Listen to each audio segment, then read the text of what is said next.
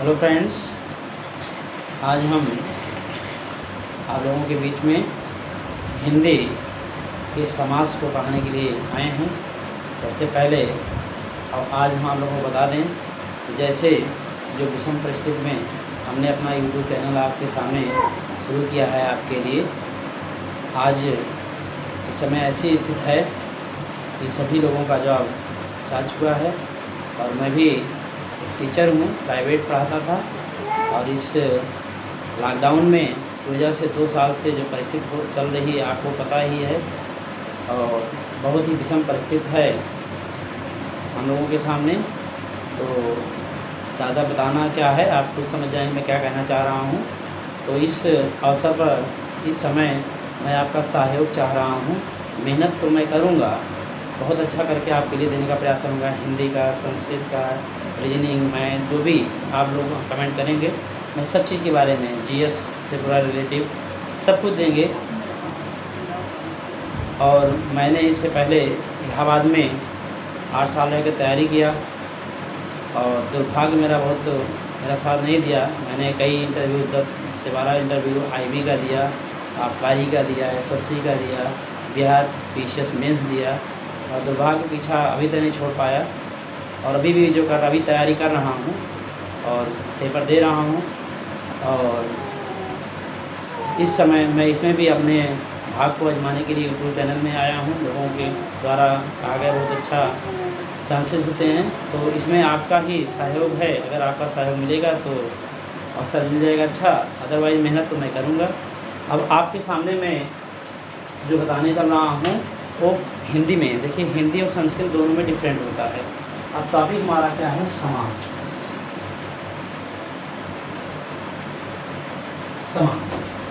समास में इसी को संस्कृत में जब भी आपको हम समास पढ़ाएंगे तो वहाँ बताते हैं कि जो समास शब्द होता है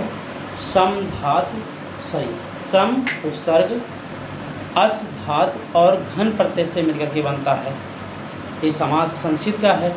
अब हम लोग यहाँ पर क्योंकि हिंदी पढ़ रहे हैं तो हिंदी का जो टॉपिक होता है, हिंदी में समास जो होता है, समास 2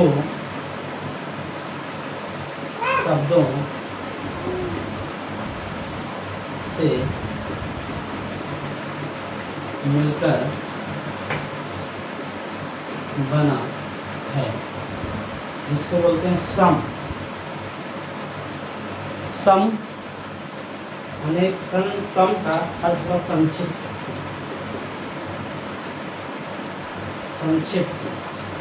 और दूसरा शब्द है आस। आस का अर्थ है कथन। आस का अर्थ है कथन, मतलब कि आपको भी बताए थे संस्कृत में समास के ऐसे रूप बनते हैं। सम उपसर्ग होता है, अस धातु होता है, घन प्रत्यय होता है। वही हिंदी में क्या होता है, समास सिर्फ 2 शब्दों से मिलकर बनता है। सम आपका उपसर्ग होता है और आस आपकी यहाँ पर धातु तथा मिलकर के सम का अर्थ होता है संक्षिप्त और आस का अर्थ होता है कथन। अब समास का जो शाब्दिक अर्थ यहाँ पर आप देख सकते हैं उसको करते हैं संक्षेपीकरण। क्या करते हैं, संक्षेपीकरण, संक्षिप्त या बोल देते हैं संक्षिप्त कथन। संक्षेपीकरण या संक्षिप्त कथन के रूप में इसको हम जान सकते हैं।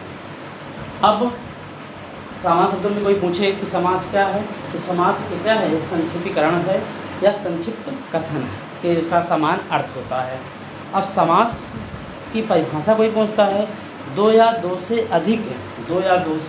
अधिक शब्दों से मिलकर बने एक नए सार्थक शब्द को हम समास कहते हैं। अब समास की परिभाषा अगर यहाँ पर आप देखा आपसे कोई पूछ रहा है तो लिख सकते हैं समास की परिभाषा 2 या 2 से अधिक शब्दों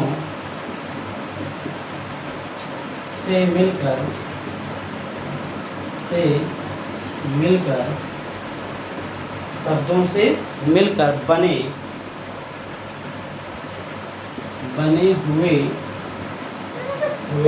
नए सार्थक शब्द, नए सार्थक शब्द को समास कहते हैं, को समास कहते हैं। अगर एक परिभाषा पूछता है तो क्या होता है कि संक्षिप्त करना ही समास कहलाता है। किसी भी शब्द को संक्षिप्त करना ही समास कहलाता है, या दो से अधिक शब्दों से मिलकर बने हुए नए सार्थक शब्द को समास कहते हैं। इस तरह आप बता सकते हैं।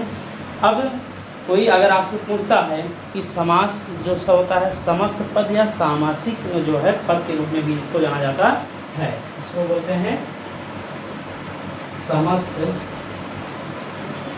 पद या सामासिक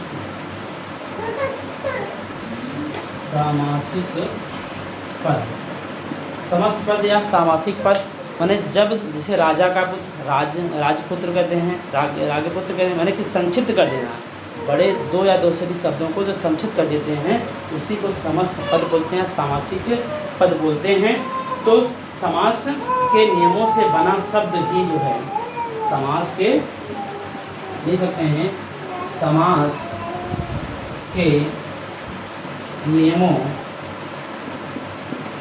से बना शब्द के बना जो शब्द होता है वही होता है आपका समस्त पद या सामासिक पद कहलाता है।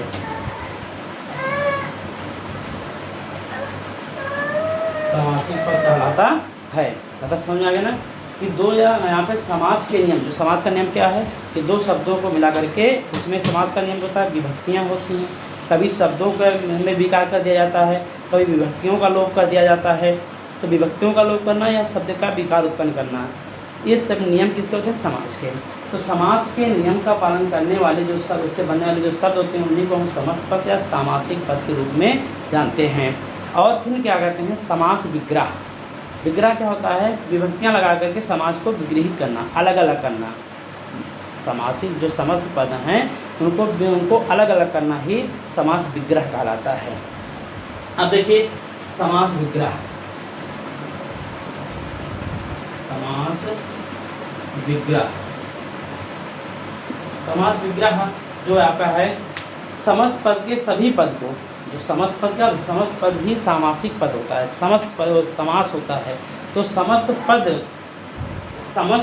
पद के सभी पदों को, जो पद शब्द होते हैं तो सभी पदों को अलग अलग करना, वही क्या कहता है? या अलग अलग करना जो होता है आपका, या किए जाने की जो प्रक्रिया होती है उसी को समास विग्रह कहते हैं। समस्त पद के सभी पदों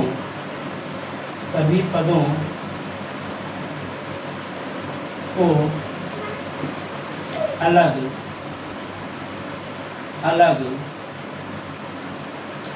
अलग किए जाने की प्रक्रिया, किए जाने की प्रक्रिया जो होती है, किए जाने की प्रक्रिया आपका क्या? समास विग्रह कहलाती है। समास विग्रह कहलाती है। ये समस्त पद क्या है? जैसे यथास्थित आ गया, तो अब इसको क्या करना? स्थित के अनुसार, स्थित के अनुसार क्या एक विग्रह माना जाता है। माने कि यथास्थित समस्त पद है, अब इसको विग्रहित करना स्थित के अनुसार। तो इस पदों को अलग अलग शब्दों में डिवाइड करना ही ये क्या कहता है? अलग अलग शब्दों में विभाजित करने की जो प्रक्रिया होती है वही आपका समास विग्रह कहलाती है। अब देखिए समास विग्रह में जो दो पद होते हैं, समास विग्रह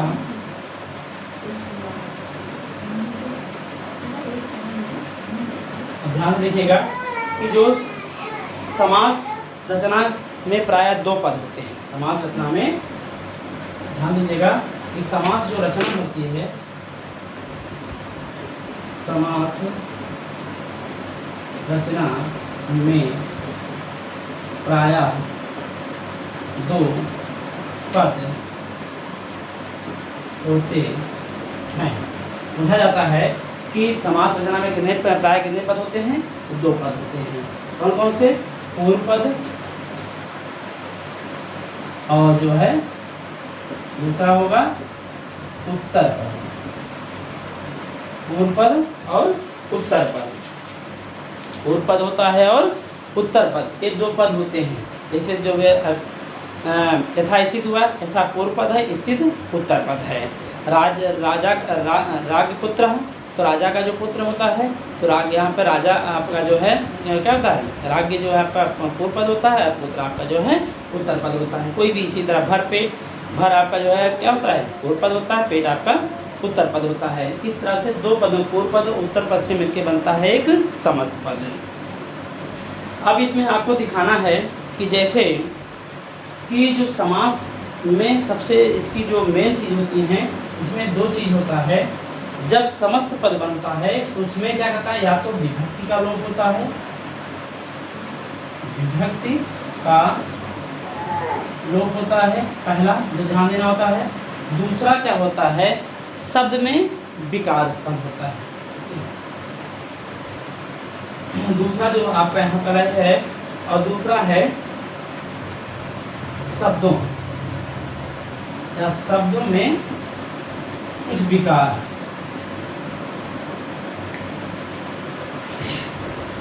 उत्पन्न होना। समाज में क्या होगा? कुछ विकार उत्पन्न होना। जैसे आपको दिखा दे रहे हैं, एक आपका इसे राजपुत्र, तो यहाँ पे जो राजपुत्र है, राज इसमें क्या है? राजपुत्र में पूर्व पद और दूसरा उत्तर पद होता है। तो राजपुत्र में राज और उत्तर पुत्र है, तो राज जो होता है राजा का पुत्र। देखिए ध्यान दीजिए, राजपुत्र पहले का यहाँ पर जो होगा आपका राजपुत्र, इसमें क्या है? राजा का पुत्र। जब इस राजा का पुत्र में इसको समास शब्द बनाते हैं, जिसमें किसका लोप कर रहे हैं? का लोप कर रहे हैं। का क्या होता है? एक का क्या है? विभक्ति है। क्या है? विभक्ति है। इसमें विभक्ति का हम क्या कर दिए? लोप कर दिए। अब दूसरा देते हैं, जो दूसरे का है, घोड़े की सवारी। यहाँ पर देखिए घोड़ सवारी क्या होता है? घुड़सवार या घोड़े की, यहाँ पे घुड़सवार हुआ तो घुड़सवार को यहाँ पे बोलेंगे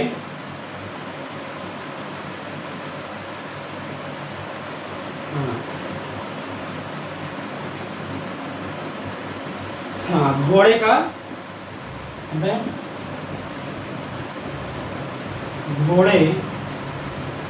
का सवार।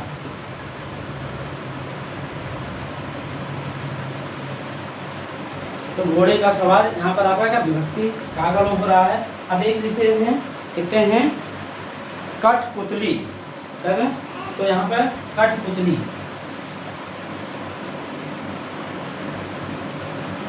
काठ की पुतली। ये तो आप दोनों उसी के इससे रिलेटिव हो गए फर्स्ट से। अब ये सेकंड का आपका होगा कठपुतली, यानी काठ की पुतली, काठ की पुतली। अब यहाँ काठ का जो का है, का परिवर्तन किसमें कर दिया गया? का में कर दिया गया। का परिवर्तन का में कर दिया गया। इस तरह से यहाँ पर माने विभक्ति पूछा जा सकता है कि समास में किसका लोप किया जाता है? विभक्ति का लोप किया जाता है, और शब्द में कुछ विकार उत्पन्न करके यहाँ पर आपको जो है क्या बना दिया जाता है? समास बना दिया जाता है। अब जो आपके पूछा जाता है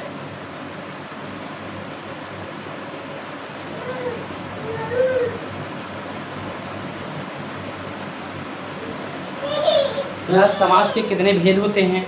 समास के 6 भेद होते हैं। संस्कृत में समास में क्या होते हैं? 4 भेद होते हैं। कैसे?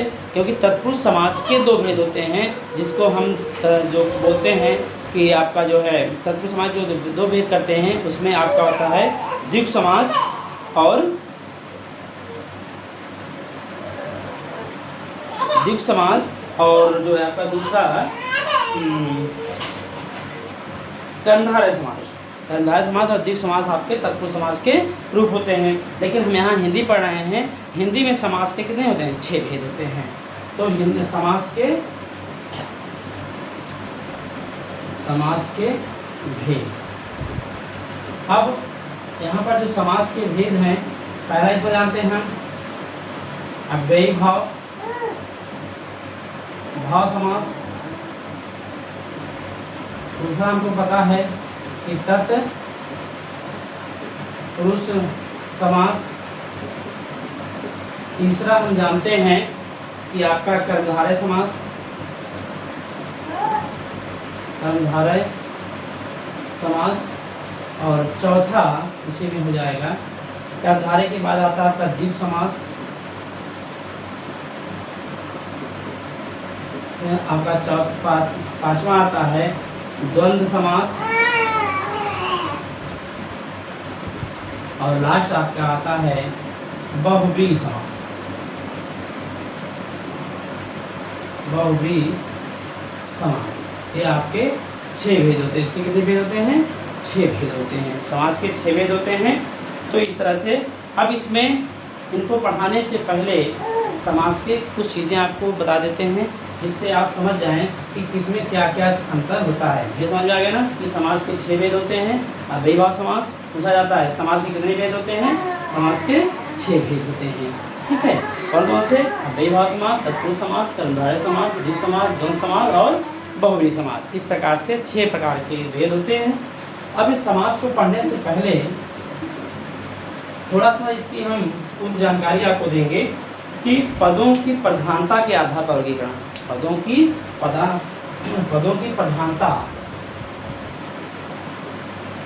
पदों की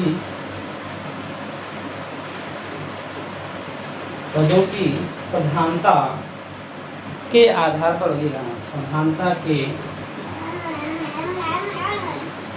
आधार पर वर्गीकरण। सबसे पहले इसमें देखते हैं, अब इसको जानते हैं कि बताए थे आपको कि हर समास में 2 पद होते हैं, पूर्व पद और उत्तर पद। यहाँ पे हमको देख लेना कि किसमें पहला पूर्व पद प्रधान होता है, किसमें उत्तर पद प्रधान होता है। जब यहाँ हम थोड़ा जाने रहेंगे तो हमको बाद में वहाँ पर कोई दिक्कत नहीं होगी पढ़ते समय। तो जैसे सबसे पहले आपका जो होता है पूर्व पद प्रधान अव्यय होता है। तो पहला आपका क्या होता है? पूर्व पद प्रधान। पूर्व पद प्रधान होता है आपका अव्ययी भाव। अव्ययी भाव समास।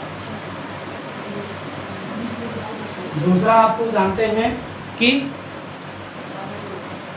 अब उसके बाद फिर आप यहाँ देखेंगे उत्तर पद जो प्रधान होता है। उत्तर पद प्रधान जो होता है, इसमें आपके 3 होते हैं जिसका उत्तर पद प्रधान होता है, तत्पुरुष, कर्म और द्विगु। तत्पुरुष समास, कर्मधारय समास और द्विगु समास।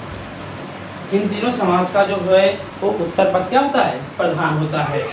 और फिर देखिए दोनों पद प्रधान होता है द्वंद्व का। दोनों पद प्रधान होता है, इसका होता है एक द्वंद्व का, द्वंद्व समास। और फिर जिसका कोई भी पद, दोनों पद प्रधान, तो तीसरा पद प्रधान होता है। दोनों पद अप्रधान, दोनों पद अप्रधान, उसको हम बोलते हैं बहुव्रीहि समास। मतलब तीसरा पद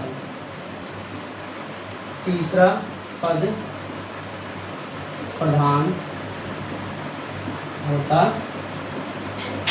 है।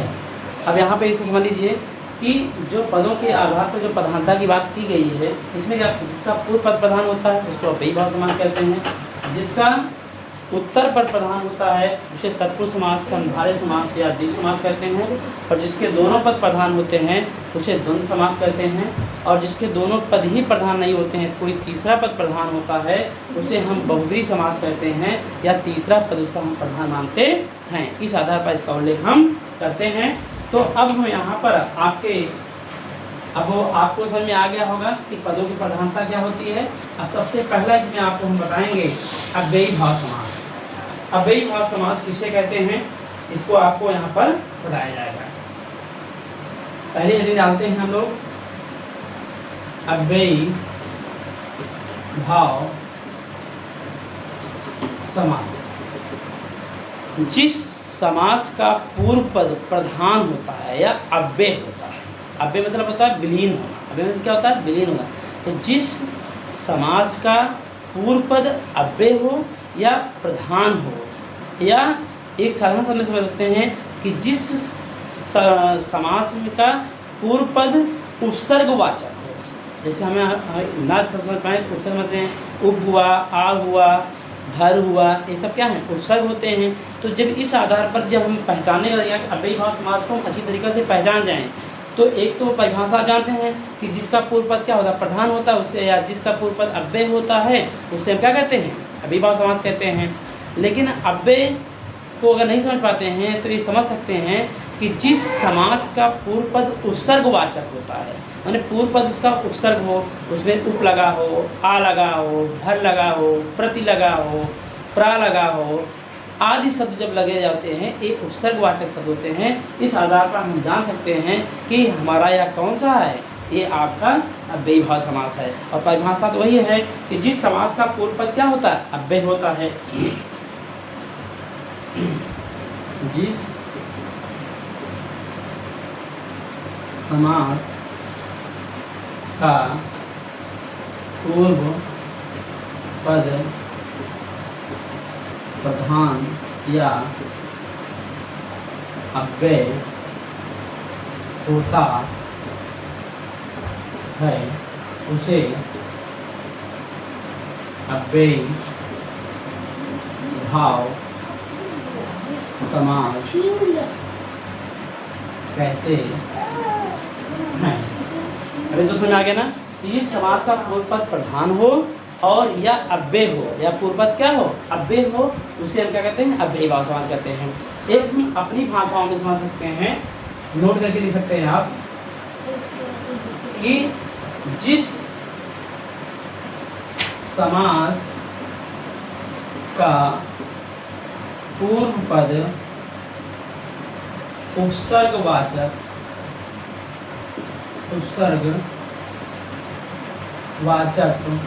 हो उसे अव्ययी भाव समास कहते हैं। जैसे जानते हैं उप, प्रा, आ, यथा, भर, ये सब क्या होते हैं, उपसर्गवाचक हैं। ये सब उपसर्ग हैं, प्रासर्ग हैं। इनके आधार पर अगर आगे लगे तो शब्द के प्रारंभ में पूर्व पद में लगे हुए हैं तो शब्द को देख करके ही हम जान जाएंगे कि वहाँ पर कौन सा समास है, अव्ययी भाव समास है। कौन सा है, अव्ययी भाव। इसमें कोई दिक्कत होगी, ये होगी ना, तो इस तरह से हम समझ आएंगे। अब जैसे कुछ आपको एग्जाम्पल देकर हम बता दे रहे हैं कि अव्ययी भाव समास के कुछ एग्जाम्पल जो हैं, जैसे आपका हो गया यथा स्थित, यथा स्थित। तो यथा स्थित आप देखेंगे स्थित के अनुसार, यथा स्थित, तो यथा स्थित आप देखेंगे तो यहाँ लिखेंगे स्थित, स्थित के अनुसार। अब यहाँ देखेंगे, ध्यान दें, जो यथा है ये क्या है, उपसर्ग है। तो उपसर्ग के आधार पर देखिए स्थित के अनुसार में जैसी उसकी स्थित है सामर्थ्य जिसका जैसे होता है उसके अनुसार। तो स्थिति के अनुसार अगर यथा शब्द देख लेंगे, जान जाएंगे कौन सा समास है। अभी सबसे आसान ये है, यथा, भर, आ, प्रा, ये जैसे ही दिखाई दे जा रहे हैं उपसर्गवाचक जो आपको प्रासक दिखाई दे रहे हैं, जान जाएंगे वहाँ पर कौन सा अव्ययीभाव समास है। तो पहला यथास्थित हो गया। दूसरा आप देखिए यथा स्थित, यथाशक्ति, यथाशक्ति कहेंगे शक्ति के अनुसार, शक्ति के अनुसार। और फिर उसके बाद हम तीसरा यहाँ पे देख सकते हैं, जैसे प्रतिदिन, यहाँ पे प्रतिदिन, प्रतिदिन के लिए हम कह सकते हैं हर दिन या प्रत्येक दिन, हर दिन, या ऐसे बोल सकते हैं प्रत्येक दिन, यानी हर दिन बोल सकते हैं या प्रत्येक दिन बोल सकते हैं। अब अभी अगला हम करेंगे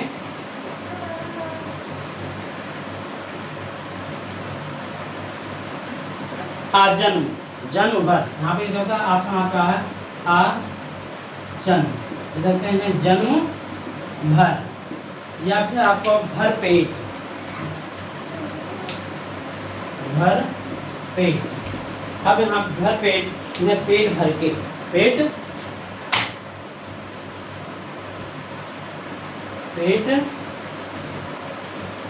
भरकर, पेट भरकर, इस तरह से ये बनने वाले आपके शब्द में बने कि जिस समस्त पद या जिस समास में पूर्व पद उपसर्गवाचक हो, उसको वहाँ उपसर्ग को देखते ही जान जाएंगे वहाँ पर कौन सा अव्ययीभाव समास है। तो इस प्रकार से बच्चों आज हम आप लोगों को उपसर्ग अव्यय तक माने समास की भूमिका और उसकी अव्ययीभाव समास की हमने आपको समझाया है। और कल नेक्स्ट वीडियो में समास का हम पूरा आपको डिटेल दे दें, पूरा समास पढ़ा देंगे। तो आपसे एक निवेदन है कि हमारे वीडियो को देखिए, सब्सक्राइब करिए, लाइक करिए, शेयर करिए ज़्यादा से ज़्यादा।